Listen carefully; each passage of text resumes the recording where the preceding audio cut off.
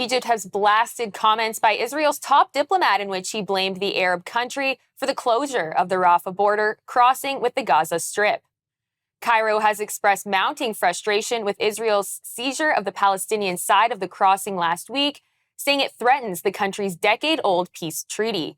Egypt's foreign minister says Israel is responsible for aid not getting through the Rafah crossing and for the humanitarian crisis in the Gaza Strip.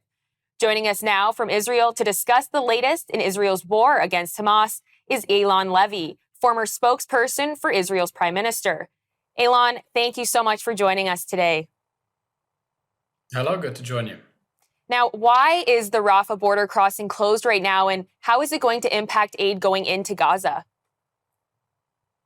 Israel is being diplomatic right now, but Egypt risks sparking a major humanitarian catastrophe in Gaza if it doesn't allow aid in. There are two main crossings: the Rafah border crossing between Egypt and Gaza and the Kerem Shalom crossing between Israel and Gaza.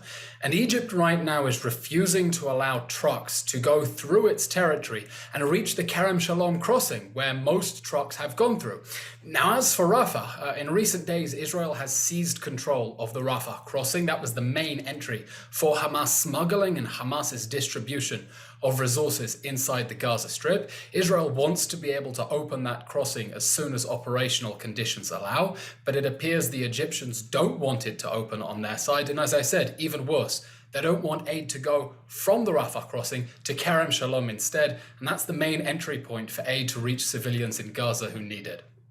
Right, and why isn't there more pressure on Egypt to temporarily accept civilians so that they're not caught in that crossfire? And why does Egypt object to allowing civilians to cross the border and to do what to do to make of their objections? What do you make of that?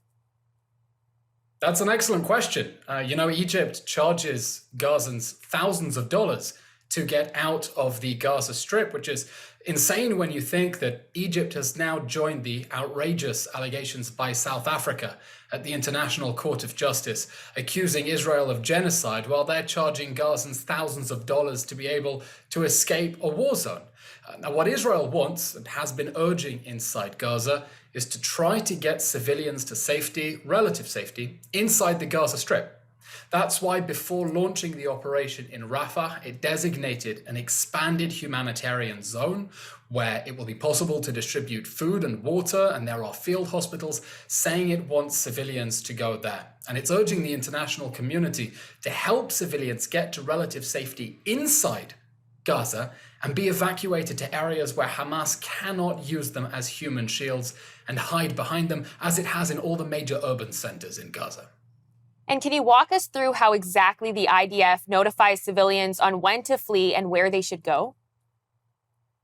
The IDF really has taken measures that no army in the history of the world has taken in fighting counter-terror wars in urban areas. Just a few examples. It makes phone calls. There are actually Israeli soldiers who make phone calls in Arabic telling people, you need to get out, the army is coming. It drops leaflets. It sends text messages. It makes robocalls. We're talking about millions of these robocalls and text messages and phone calls and leaflets to urge civilians to leave. Now, by doing that, of course, Israel is surrendering the element of surprise and losing the military advantage by warning the enemy of when it is coming in. But as the international community says, it is important to keep civilians protected. And that is why Israel takes that risk of blunting its strategic advantage to tell civilians, Hamas is trying to use you as human shields. You need to get out of the way. And frankly, I'm outraged that UN agencies, I think this is the first time in the history of the world, are refusing to help evacuate civilians from a war zone and are insisting they stay in dangerous areas where terrorists are trying to hide behind them and underneath them. And of course, one major headline from this week was the debate over the true figure of civilian casualties. We know that the UN has revised their numbers and the ratio is now closer to 1-to-1. How exactly does the IDF determine who is a Hamas terrorist, and how does that ratio compare to other urban combat settings? Israel believes that it's killed around 14,000 Hamas terrorists. And of course, we have a good estimate of how many terrorists have been killed because we're targeting them, because they're being killed based on specific intelligence, because they're being killed in dense urban fighting, and our soldiers know how many terrorists they've taken out. When you look at the ratio of civilians to combatants who've been killed. It's according to Israel's figures, and indeed close to the UN figures, which they've revised down, close to 1.1. Sorry, I do just need to cut you off here. We are going to take a quick break, and we'll get right back to your answer there. So stay with us. We'll be right back after the break. Hi, Eylon. So just before the break, I asked you, how does the 1-to-1 ratio compare to other urban combat settings? And go ahead, carry on.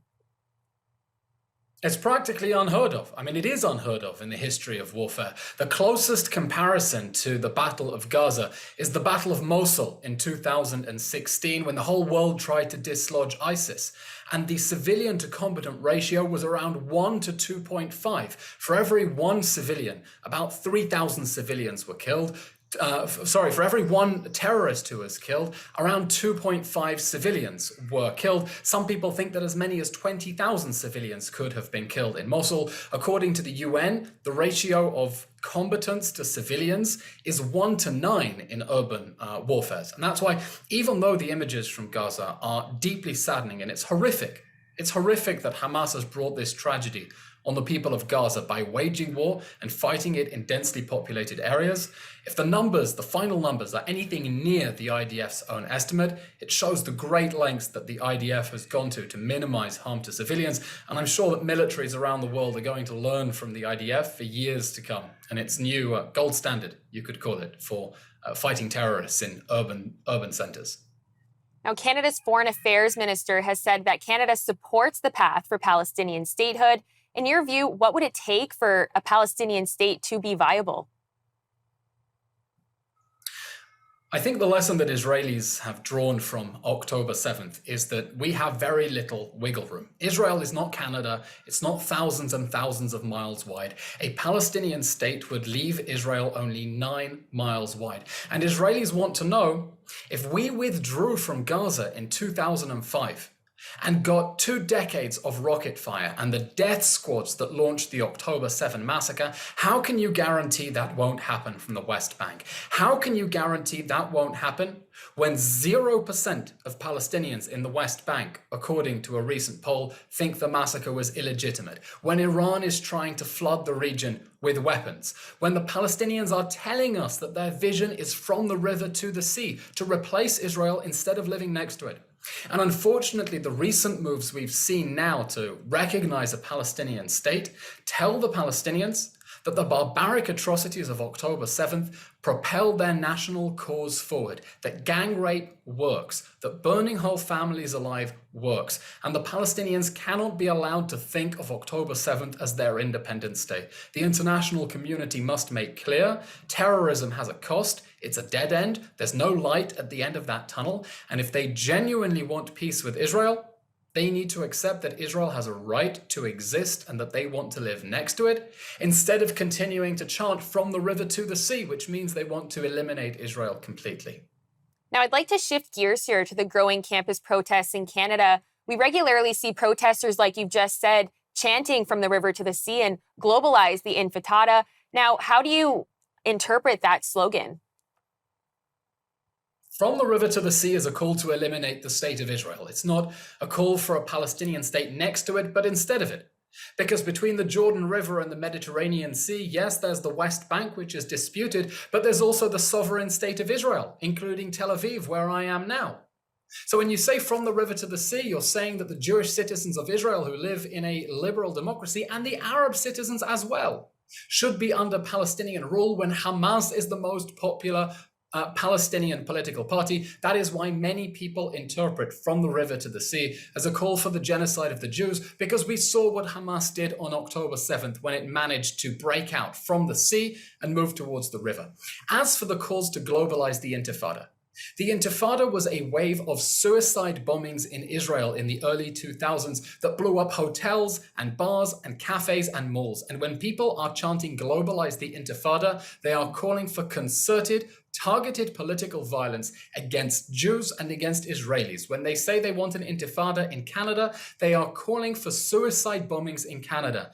And people have to understand the danger of this radical politics that has taken over your campuses, where it is leading you for, because I know the Jewish community in Canada is deeply concerned and scared by this rhetoric targeted against Jews and Israelis. And it's time that mainstream society wake up and start pushing back against it, because that doesn't represent Canada.